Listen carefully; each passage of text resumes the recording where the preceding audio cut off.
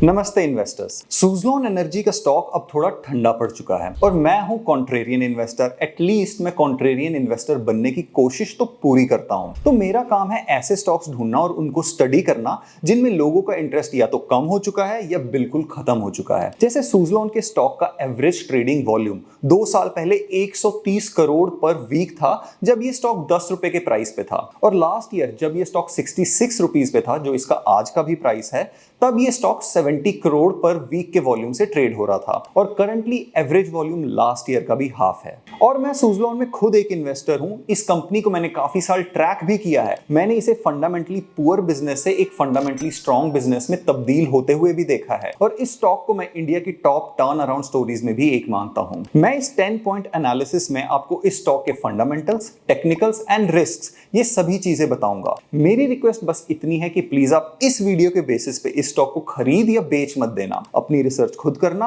और अपने रिस्क के अकॉर्डिंग डिसाइड करना कि आपको क्या करना चाहिए। इस वीडियो को बस इंफॉर्मेशन गैदरिंग या रिसर्च के लिए ही यूज करना। तो चलिए सुज़लोन एनर्जी के स्टॉक का अब 10 पॉइंट एनालिसिस शुरू करते हैं। पहले पॉइंट में मैं डिस्कस करूंगा सुज़लोन एनर्जी का ब्रेकआउट पैटर्न। अगर हम सुज़लोन एनर्जी का वीकली कैंडलस्टिक चार्ट देखें तो यहां पे एक cup and handle formation almost बनते हुए नजर आ रहा है, और अगर ये फॉर्मेशन बन जाता है और प्राइस 72 के ऊपर सस्टेन करता है, जो इस स्टॉक का ब्रेकआउट पॉइंट है या शॉर्ट टर्म रेजिस्टेंस है, तो फिर ये स्टॉक उसके बाद इजीली अपने प्रीवियस ऑल टाइम हाई यानी 85 की तरफ काफी स्पीड से जाएगा। ऑल्दो ये पैटर्न अभी परफेक्ट शेप में नहीं है और परफेक्टली फॉर्म भी नहीं हुआ, बट इस इम्परफेक्ट पैटर्न को एक और इम्परफेक्ट पैटर्न कॉम्प्लीमेंट कर रहा है, और वो है inverse head and shoulders pattern, जो आप चार्ट पे देख भी रहे हो। ये inverse head and shoulder pattern थोड़ा सा एंगल पे जरूर है, लेकिन यहां पे एक बहुत ही बढ़िया कोइंसिडेंस है कि इस पैटर्न का ब्रेकआउट पॉइंट भी 72 रुपीज के शॉर्ट टर्म रेजिस्टेंस और कप एंड हैंडल पैटर्न के ब्रेकआउट पॉइंट के साथ कोइंसाइड कर रहा है, जो सिग्नल है कि अगर 72 का प्राइस ब्रेक होता है तो स्टॉक को बहुत ही स्ट्रॉन्ग मोमेंटम मिल जाएगा। एंड ये दोनों ही पैटर्न्स काफी स्ट्रॉन्ग और बैक टेस्टेड रिवर्सल पैटर्न्स हैं, हाई एक्यूरेसी के साथ, लेकिन 100% एक्यूरेसी नहीं। और हमें जुलाई एंड तक क्लियरली पता चल जाएगा कि ये पैटर्न्स फॉर्म होते हैं कि नहीं। इसका मतलब मेरे पास अभी 3-4 हफ्तों का टाइम है अपनी पोजीशंस इस स्टॉक में स्लोली इंक्रीज करने के लिए। अब चलते हैं सेकंड पॉइंट पे और सुज़लोन का short term trend and momentum analysis करते हैं। पिछले चार्ट में हमने ये तो देख लिया कि सुज़लोन एक ब्रेकआउट के लिए प्रिपेयर कर रहा है, ऑल्दो ब्रेकआउट पॉइंट पे अभी पहुंचा नहीं है। तो हम अपने आप को कैसे कन्विंस कर सकते हैं कि कुछ वीक्स में ब्रेकआउट की पॉसिबिलिटी है? इसके लिए हमें एक शॉर्टर टाइम फ्रेम यानी डेली चार्ट्स पे जाके ट्रेंड एनालाइज करना पड़ेगा। डेली चार्ट पे आप नोटिस करोगे कि फेब 2025 के बीच में कहीं ये स्टॉक अपने डाउन ट्रेंड से बाहर आ चुका था और एक न्यू अप ट्रेंड शुरू हो चुका था, और ये अप ट्रेंड आज तक इंटैक्ट है। और ये अप ट्रेंड अगर इंटैक्ट रहता है तो ये stock even in worst case scenario November and तक अपने ऑल टाइम हाई को हिट कर चुका होगा, और ये डेट भी सुज़लोन के Q2 रिजल्ट्स के काफी ज्यादा क्लोज है। और रही बात स्टॉक के मोमेंटम की, तो वीकली MACD ने हमें कुछ टाइम पहले एक बहुत स्ट्रॉन्ग बाई सिग्नल दिया था जब ये स्टॉक 50s में ट्रेड कर रहा था। वीकली RSI भी 50 या मिडिल पॉइंट के काफी क्लोज है और मोमेंटम गेन कर रहा है। तो स्टॉक ना तो ओवरसोल्ड है और ना ही ओवरबॉट, और एक फेयर एनफ अक्यूमुलेशन जोन में है। और सबसे इंटरेस्टिंग बात, मई एंड में सुज़लोन में एक गोल्डन क्रॉस भी बना था। गोल्डन क्रॉस का मतलब होता है कि जब 50 day moving average 200 day moving average के ऊपर चला जाता है, मतलब short term up trend long term trend से ज्यादा स्ट्रांग हो जाता है। और गोल्डन क्रॉसओवर भी हमें यही बताता है कि स्टॉक अब लंबे टाइम तक ऊपर जाने की प्रोबेबिलिटी काफी हाई रखता है। बेसिकली सारे टेक्निकल्स बहुत ज्यादा पॉजिटिव हैं सुज़लोन के फेवर में। तो अब बाकी की वीडियो में हम बस ये देखने की कोशिश करेंगे कि क्या फंडामेंटल्स एंड इकोनॉमिक सिचुएशन हमारे टेक्निकल एनालिसिस को सपोर्ट और कंफर्म करते हैं या नहीं। और थर्ड पॉइंट में सबसे पहले profit loss statement and company की फाइनेंशियल हेल्थ को हम क्विकली एनालाइज करते हैं। पिछले 5 साल में सुज़लोन ने अपने टोटल सेल्स को बहुत अच्छा ग्रो किया है, ऑल्दो ग्रोथ में एक कंसिस्टेंट इंक्रीजिंग पैटर्न नहीं है, और कंपनी पिछले 3 साल से प्रॉफिटेबल भी है और अपने प्रॉफिटेबिलिटी को इंप्रूव भी कर रही है।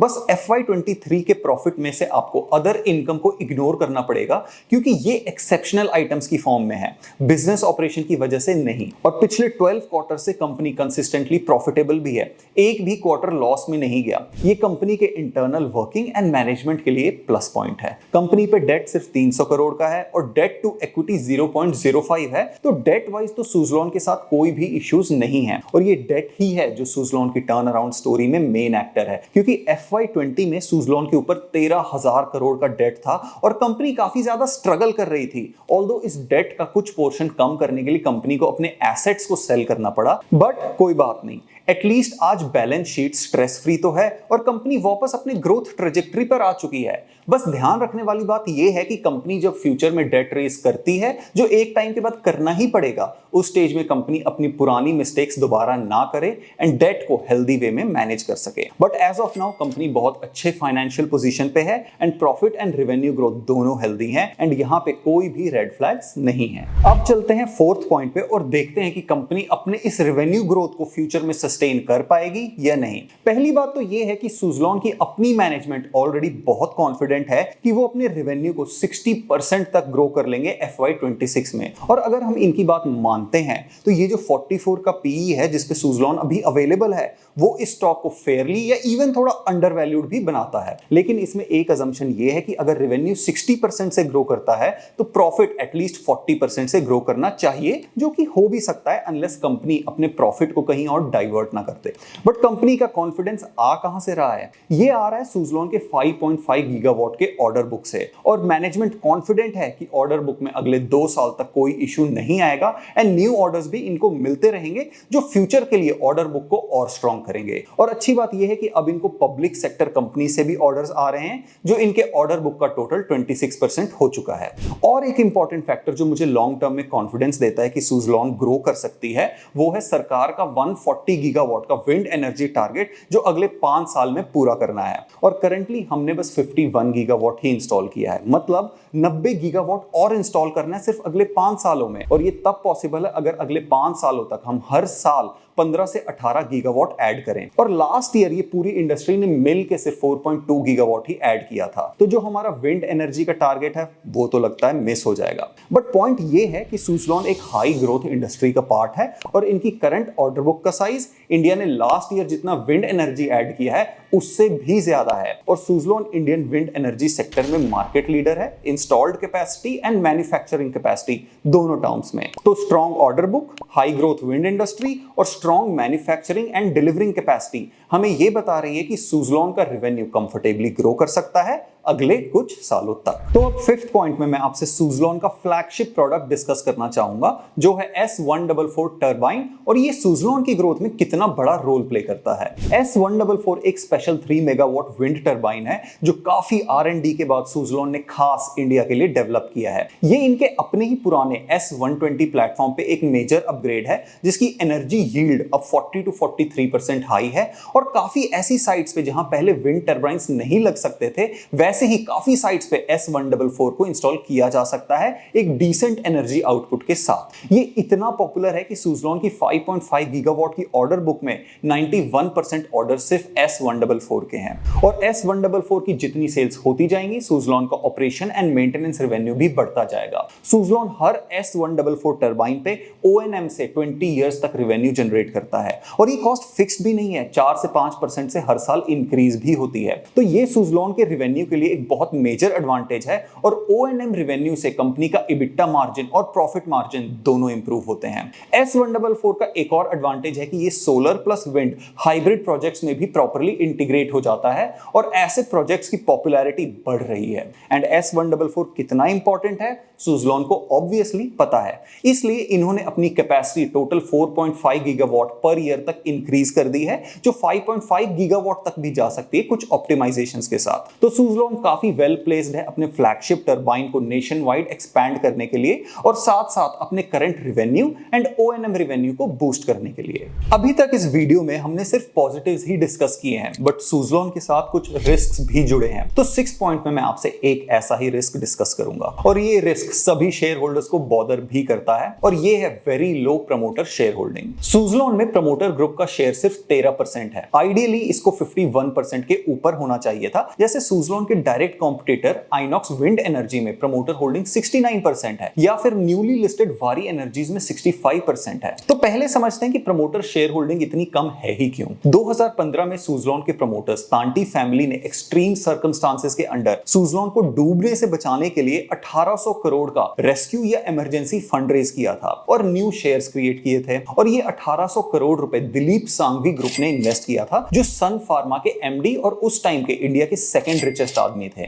और ये लास्ट टाइम था जब सुज़लोन के प्रमोटर्स के पास कंपनी का मेजॉरिटी कंट्रोल था। एंड उसके बाद कंपनी के हाई डेट को मैनेज करने के चक्कर में प्रमोटर्स अपना स्टेक ग्रेजुअली ट्रिम करते करते 13% पे ले आए। एंड 2022 में सुज़लोन के चेयरमैन तुलसी तांटी की सडन डेथ भी कंपनी के लिए एक बहुत बड़ी प्रॉब्लम थी और आज promoter share holding multiple family trust में डिवाइडेड है। अब ये पूरी सिचुएशन अनडिजायरेबल है। एज इन्वेस्टर मैं ज्यादा कॉन्फिडेंट होता अगर 51% स्टेक सिर्फ एक प्रमोटर ग्रुप के पास होता, लेकिन अब इस लो प्रमोटर शेयर होल्डिंग को हम दो तरह से जस्टिफाई भी कर सकते हैं। सुज़लोन सालों से क्राइसिस में है एंड प्रमोटर्स बिना मेजॉरिटी स्टेक के 10 साल से कंपनी को चला रहे हैं और इन 10 साल में इन्होंने कंपनी का टोटल मेकओवर भी कर दिया है। R&D में भी सुज़लोन आगे है और इंडिया में विंड एनर्जी में मार्केट लीडर तो है ही। तो एक लॉजिक है कि जब 10 साल बिना मेजॉरिटी के रन कर लिया तो आगे भी कर लेंगे। और दूसरी बात यह है कि जब कंपनी में प्रमोटर शेयर होल्डिंग मेजॉरिटी में थी तब तो इन्होंने ब्लंडर्स कर करके कंपनी को डेट में डुबा दिया। तो कह सकते हैं कि बाकी share holders including FIIs and DIIs जिनके पास सिग्निफिकेंट स्टेक है वो अब न्यू मैनेजमेंट को गलत डिसीजंस या सेल्फिश डिसीजंस लेने से रोक सकते हैं। और आज के टाइम में काफी सारे FIIs और DIIs रेगुलरली सुज़लोन में अपना स्टेक इंक्रीज भी कर रहे हैं। ये ट्रांजैक्शंस जो आपको स्क्रीन पे दिख रही हैं सारी की सारी लास्ट मंथ की हैं। तो बेसिकली प्रमोटर शेयर होल्डिंग एक पॉइंट ऑफ कंसर्न तो है और सुज़लोन के सभी शेयर होल्डर्स को इसे रेगुलरली मॉनिटर करते रहने की भी जरूरत है। अब 7th पॉइंट में डिस्कस करते हैं सोलर एनर्जी का थ्रेट। आई एम श्योर आपने ये नहीं सोचा होगा कि विंड एनर्जी को सोलर एनर्जी से कैसे थ्रेट हो सकता है, बट बात यह है कि जब पैसा इन्वॉल्व होता है तो कुछ भी हो सकता है। और सुज़लोन एनर्जी, एक्चुअली सुज़लोन नहीं, सारी wind energy companies solar energy से कंपीट करती हैं कॉस्ट एफिशिएंसी पे। इसको समझने के लिए आपको यह समझना जरूरी है कि सुज़लोन का काफी रेवेन्यू CPP प्रोजेक्ट से आता है। CPP मतलब कैप्टिव पावर प्रोड्यूसर, जहां सुज़लोन बाकी क्लाइंट्स या कंपनीज के लिए विंड एनर्जी फार्म्स सेटअप करता है एंड फिर वो कंपनीज उस एनर्जी फार्म से जनरेट हुई एनर्जी को या तो खुद के लिए यूज करती हैं या आगे सेल करती हैं। अगर ये बिजनेस मॉडल क्लियर है तो एक एग्जांपल से समझते हैं कि सुज़लोन को क्या-क्या प्रॉब्लम्स फेस करने पड़ते हैं। अब लेट्स से एक कंपनी है जिसको अपनी एनर्जी नीड्स के लिए एक रिन्यूएबल एनर्जी प्रोजेक्ट चाहिए, तो वो क्या देखेंगे कि सबसे सस्ती बिजली उनको कहां से मिलेगी, सोलर से या विंड से, है ना। तो वो अगर एक टेंडर फ्लोट करते हैं उस पे सोलर एनर्जी कंपनी के बिड्स आएंगे लगभग ₹2.6 पर किलोवाट और विंड एनर्जी कंपनीज बिड करेंगी अप्रोक्सीमेटली ₹3.8 पर किलोवाट। ऐसा इसलिए क्योंकि विंड एनर्जी की कॉस्ट ऑफ जनरेशन वो थोड़ी हाई है। ऑल्दो थर्मल एनर्जी से दोनों बहुत सस्ते हैं बट सोलर को विंड के ऊपर एक क्लियर कट कॉस्ट एडवांटेज है। एंड 2025 यूनियन बजट में गवर्नमेंट ने सोलर PV मॉड्यूल्स पे इंपोर्ट ड्यूटी कट करके सोलर को और ज्यादा एडवांटेज दे दिया और इन्हीं वजहों से काफी ज्यादा विंड पावर अनसोल्ड रह जाती है। और इसका एक बहुत अच्छा सोल्यूशन भी है, वो है URET मतलब यूनिफॉर्म रिन्यूएबल एनर्जी टैरिफ। इस कंसेप्ट को गवर्नमेंट ने 2023 में इंट्रोड्यूस किया था बट अब ये ठंडा पड़ चुका है और इंप्लीमेंटेशन पे कोई बात हो ही नहीं रही। मे बी जब सिचुएशन बहुत ज्यादा वर्स हो जाए तब शायद कुछ डिस्कशन शुरू हो और इसको इंप्लीमेंट किया जाए। और इसके अलावा सोलर के कुछ और एडवांटेजेस हैं जैसे shorter build time. Solar projects 8 से 12 महीने में रेडी हो जाते हैं जबकि विंड को 18 से 24 महीने लगते हैं। तो यहां तक आपको लग रहा होगा कि छोड़ो सुज़लोन एनर्जी,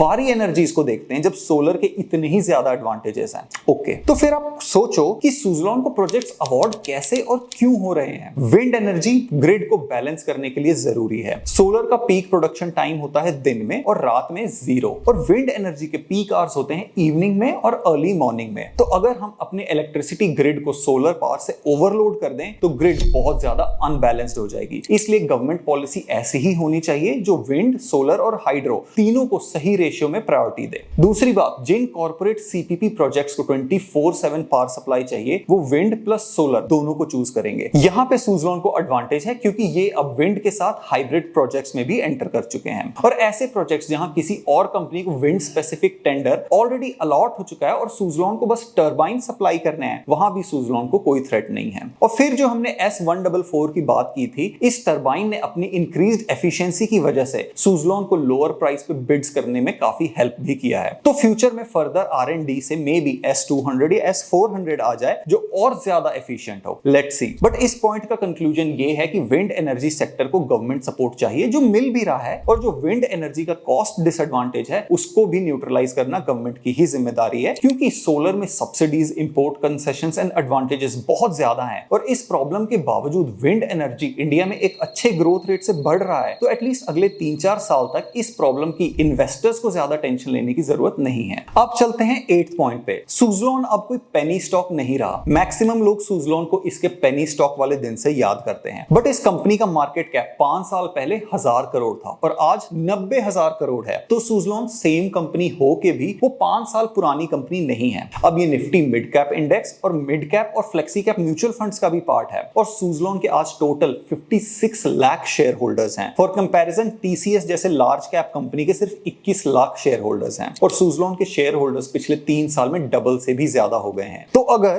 कुछ भी थोड़ा भी गलत होता है, कोई न्यूज, पॉलिसी चेंज या प्रमोटर का कोई एक्शन जिसका शायद लॉन्ग टर्म पे इफेक्ट 0 हो, बट शॉर्ट टर्म में अगर ये 56 लाख शेयर होल्डर्स पैनिक में आ जाते हैं तो स्टॉक पे बहुत ज्यादा स्ट्रॉन्ग सेलिंग प्रेशर पड़ेगा और जहां सिर्फ 2% का ड्रॉप आना चाहिए 20% का ड्रॉप आ जाएगा। पॉइंट ये है कि सुज़लोन बहुत ज्यादा वॉलेटाइल स्टॉक है और अगर आप इसको अपने पोर्टफोलियो में रखते हो तो ये आपकी पोर्टफोलियो की भी वॉलेटिलिटी बढ़ाएगा। और इसके बेसिस पे आपको डिसाइड करना जरूरी है कि सुज़लोन को आप अपने पोर्टफोलियो में कितना वेट देना चाहोगे, एटलीस्ट अगर रखने का डिसीजन लेते हो तो। अब 9th पॉइंट में एक क्विक लुक मारते हैं सुज़लोन के ओवरसीज बिजनेस पे।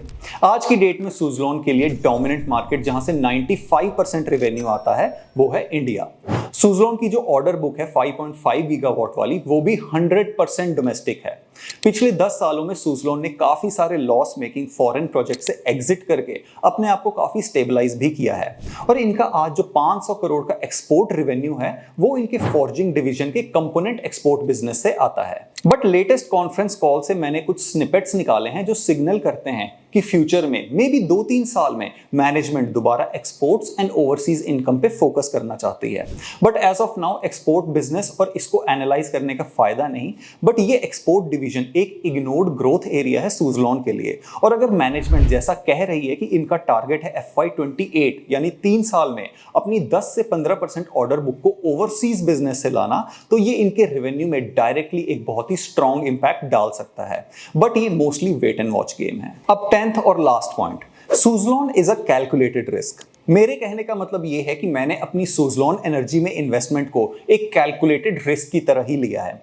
मुझे कोई अनरियलिस्टिक मल्टी बैगर एक्सपेक्टेशंस नहीं है। मेरे सामने क्लियर है कि कंपनी के पास 5.5 गीगावाट की ऑर्डर बुक तो है, जो बहुत अच्छी बात है, बट ऑर्डर बुक से ऑर्डर कैंसिल भी हो जाते हैं। ये कोई लीगल गारंटी या अग्रीमेंट नहीं है। बट अभी तक इस वीडियो में मैंने जो भी पॉइंट्स बताए उससे मुझे ये क्लियर है कि सुज़लोन कोई ईजी या श्योर शॉट बेट नहीं है। लो प्रमोटर होल्डिंग के भी कंसर्न्स हैं और लार्ज रिटेल पार्टिसिपेशन इस स्टॉक को बहुत ज्यादा वॉलेटाइल भी बनाते हैं। मैं पर्सनली सुज़लोन को अपने पोर्टफोलियो में सिर्फ 2% वेट पे रखूंगा। मतलब अगर मेरे पोर्टफोलियो का साइज 1 करोड़ का है तो मैं 2 लाख से ज्यादा सुज़लोन में कभी भी किसी भी हालत में इन्वेस्ट नहीं करूंगा। But green and renewable energy sector मेरे पोर्टफोलियो का मेजर पार्ट है एंड मैं सुज़लोन के अलावा काफी सारे ग्रीन स्टॉक्स में इन्वेस्टेड हूं, जो मैं विथ टाइम फ्यूचर वीडियोस में शेयर करता जाऊंगा। और जो मैंने आपसे फर्स्ट 2 पॉइंट्स में टेक्निकल एनालिसिस शेयर किया था, अगर सुज़लोन का स्टॉक उस रास्ते पे चलता है तो मैं डेफिनेटली कुछ पोर्शन प्रॉफिट बुक करके स्टेक को दोबारा 2% के नीचे ले आऊंगा। और मेरा कोई इमोशनल अटैचमेंट भी नहीं है इस स्टॉक के साथ। अगर कंपनी या स्टॉक फ्यूचर में अंडर परफॉर्म करते हैं तो मैं अपनी पोजीशंस ग्रेजुअली एग्जिट भी कर जाऊंगा। इसीलिए मैं कहता हूं कि आपको कभी भी YouTube वीडियोस के बेसिस पे स्टॉक्स नहीं खरीदने चाहिए। बिजनेस को प्रॉपर्ली समझ के और अपने रिस्क और डिसीजन के अकॉर्डिंग इन्वेस्ट करना चाहिए। अदरवाइज आपको ये कभी भी नहीं समझ आएगा कि स्टॉक से बाहर कैसे और कब निकलना है। आई होप इस वीडियो में जो भी पॉइंट्स मैंने बताए आपको काफी हेल्पफुल लगे हों। अगर आप किसी पॉइंट से डिसएग्री करते हो तो मुझे कमेंट्स में जरूर बताना। अब मैं मिलूंगा आपसे नेक्स्ट वीडियो में। जय हिंद।